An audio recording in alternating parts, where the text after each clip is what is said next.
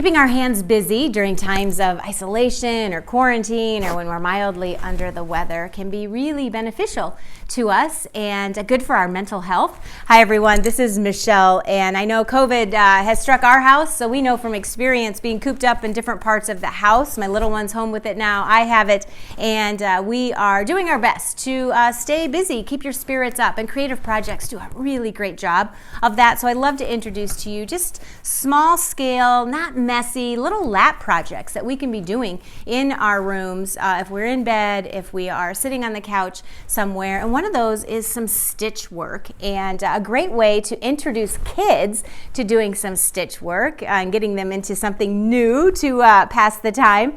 Work with, for a fabric, burlap.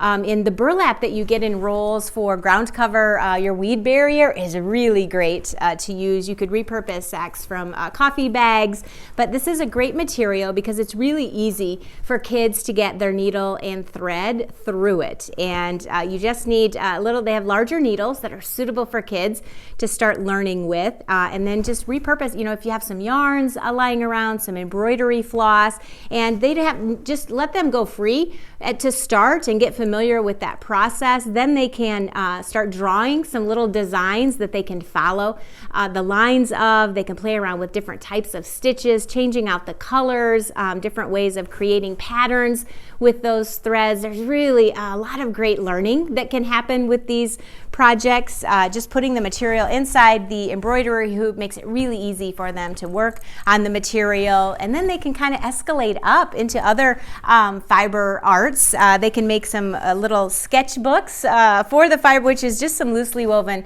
scraps of fabric that you have. Stitch them into a book format. They can draw out different designs that they can then stitch into place. They can also move up to maybe learning a little crochet, some knitting, and different things, because this is just, it's not messy. It's easy to do on our laps. You can work with materials that you already have, and creativity truly is good for our overall health and wellness. So if you too are finding yourself cooped up in different parts of the house, get a few little creative projects going and be healthy, everybody.